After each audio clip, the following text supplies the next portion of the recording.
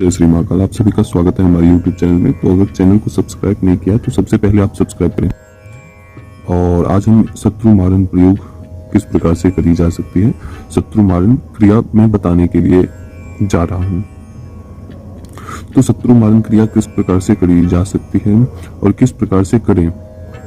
ध्यान रहे कि अनैतिक कार्य के लिए इसका यूज ना करें।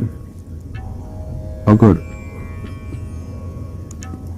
आपके पास मौत के अलावा कोई अन्य विकल्प न उपस्थित हो तो ही इस मारण प्रयोग को करें या कोई भी मारण प्रयोग को करें, क्योंकि मारण प्रयोग अगर आप गलत स्थिति में आप करते हैं तो वो सीधे सीधे आप पाप भंजन के अधिकारी माने जाते हैं। कोई भी अगर बिना देखे परखे और बिना जाने समझे किसी का मारण करता है तो वो पाप भंजन का अधिकारी माना जाता है। किस प्रकार भंजन, जिस प्रकार से आप अन्न का भोजन करते हैं उसी प्रकार से पापों का भंजन का अधिकारी माना जाता है वो। ठीक है, तो इसलिए किसी गलत कार्य के लिए इसका यूज नहीं करना है, किसी अच्छे व्यक्ति के ऊपर नहीं करना है। हाँ, वैचारिक मतभेद होते हैं किस किस परिस्थिति में आप इसका यूज कर सकते हैं, किसी भी मारण प्रयोग का कब आपको सहायता लेना होता है। पहला कि अपने और अपने परिवार और आपके मित्र, आपके जो 10 लोग हैं या किसी के कल्याण के लिए ही उसका यूज करना होता है मारण प्रयोग का। जैसे आपकी बहन बेटी के साथ किसी ने गलत व्यवहार किया है, उसके साथ गलत समझ सकते हैं, तो इस प्रकार का उस शत्रु ने किया है तो आप उसका मारण सीधे सीधे तौर पर कर सकते हैं। क्योंकि अगर दुष्ट को सजा नहीं मिले तो वो उसका जिम्मेदार स्वयं भी होते हैं। लेकिन ऐसा नहीं कि आपको जहां भी आप कोई भी व्यक्ति किसी से गुस्सा करे, किसी से लड़ाई झगड़ा करे तो उसके ऊपर मारण प्रयोग कर दें। ऐसा नहीं होना चाहिए। आपके सामने मौत के अलावा दूसरा रास्ता बंद हो गया है या कोई नजर नहीं आ रहा है रास्ता, तो ही इसका प्रयोग कर सकते हैं। कहते हैं ना कि आगे खाड़ी और पीछे कुआं, या पीछे खाड़ी और आगे कुआं, तो ऐसा वाला हाल हो जाता है, तो ही इस प्रयोग को करें। तो प्रयोग में किस प्रकार से आप इस प्रयोग को, क्रिया को कर सकते हैं, शत्रु मारण क्रिया।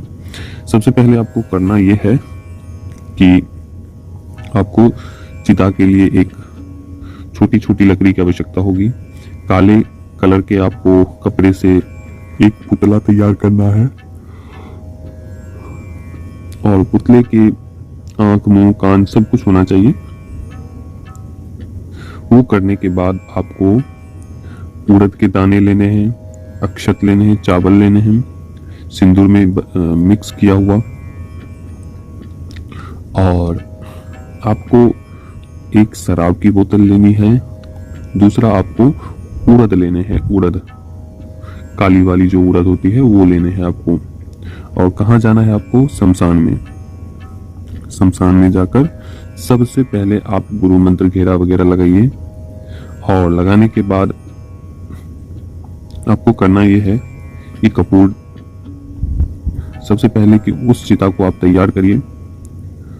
चिता को तैयार करने के बाद उसके ऊपर मूर्ति को, जो आपने पुतला लिया है उस पुतले को उसके ऊपर लिटा दीजिए। लिटाने के बाद आपको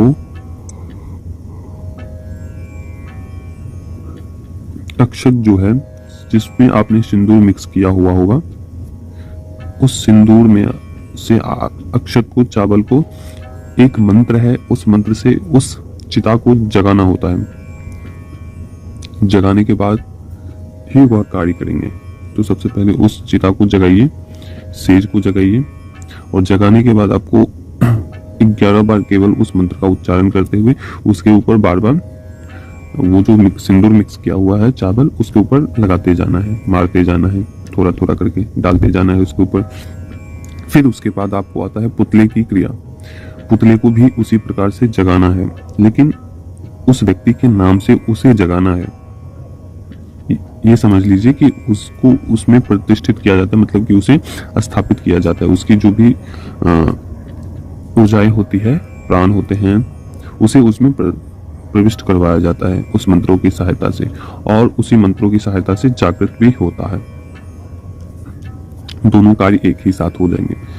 तो उसी मंत्र से आपको उसके ऊपर 21 बार, चिता के ऊपर 11 बार और उस पुतले के ऊपर 21 बार आपको उसी मंत्र पढ़ते हुए थोड़ा थोड़ा मारते जाना है। मारने के बाद आपको करना यह है, थोड़ी सी कपूर लेनी है और कपूर लेकर उसमें आग प्रज्वलित करना है।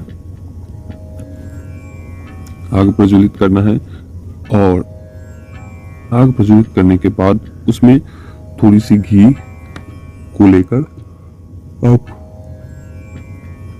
रुई घी कपूर लेकर उसके नीचे डाल दीजिए, ताकि वो पूरे तरीके से जलना आरंभ हो जाए, शुरू हो जाए। और उसके बाद आपको करना यह है कि जो आपने उड़द लिए हैं, उस उड़द को उसके ऊपर 108 बार मंत्र पढ़ने हैं। जैसे 108 बार मंत्र पढ़ा, एक बार मंत्र पढ़ा, उसके ऊपर डाल दिए, उस अग्नि में डाल दिए, उस चिता के ऊपर जिसमें आपने आग लगाया है, और डालते जाना है। इसी प्रकार से डालते डालते आपको 108 बार करना है। उससे पहले आपको भैरव देव जी के नाम से आपको वहां पे भोग देना है। भोग किस प्रकार से देंगे? एक आपको मिट्टी के बर्तन आते हैं, मिट्टी के बर्तन में आपको शराब देनी है।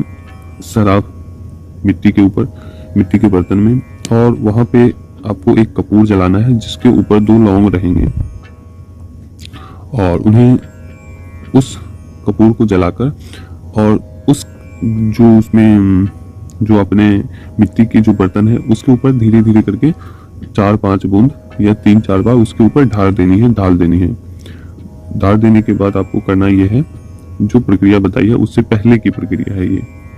जब आप घेरा लगाएंगे उस समय की क्रिया है, घेरा वगैरह शरीर बंधन करेंगे तो सबसे पहले आप भैरव देव को करेंगे, उसके बाद यह प्रक्रिया करनी है। तो ये सब करने के बाद जब वह 108 बार मंत्र पूर्ण हो जाए, आपने चिता के ऊपर जो भी मंत्र से हवन जैसा किया है, 108 बार होने के बाद आपको करना यह है कि कुछ शराब की डालें देनी है उसके ऊपर 108 बार होने के बाद।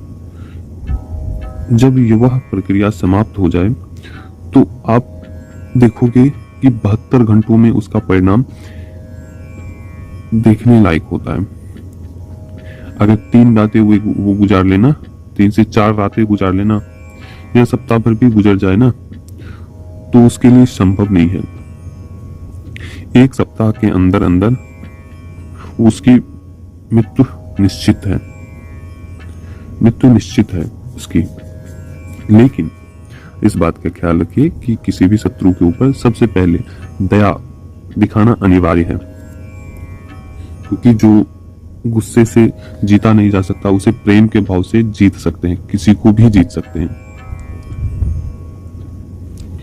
तो इस प्रकार का यह क्रिया था। यह एक अद्भुत क्रिया है जो सार्वजनिक उसके मंत्र मैं नहीं दे सकता हूं। जो लोग करना चाहते हैं वो डिटेल वगैरह करके वो हमें बता सकते हैं। उसके बाद अगर मुझे लगा कि हाँ इसके लिए उचित है तो मैं उस क्रिया को आपको देने के लिए तैयार हो जाऊंगा, कोई दिक्कत नहीं है। लेकिन मैं यही कहूंगा हाथ जोड़कर आप सभी से कि इस क्रिया को ना करें।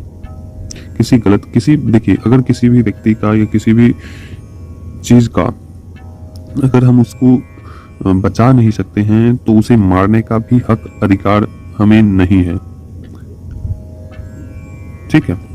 तो इस बात का ख्याल रखना है। और जो लोग सच में परेशान हैं तो वो हमसे जुड़कर बात करके उसका सॉल्यूशन होता है। जैसे आप वशीकरण कर सकते हैं, आकर्षित मोहित कर सकते हैं उस शत्रु को। अगर आपके पास दूसरा तीसरा रास्ता काम नहीं कर रहा है तो मारण प्रयोग उचित होता है, लेकिन जायज शत्रु मैं यही बोलूंगा। तो अभी तक के लिए जय श्री महाकाल, जय महाकाली। तो चैनल को सब्सक्राइब करिए। अगर जानकारी अच्छी लगी हो तो आप कमेंट कर सकते हैं जय श्री महाकाल, जय महाकाली। तो अनुमति दीजिए।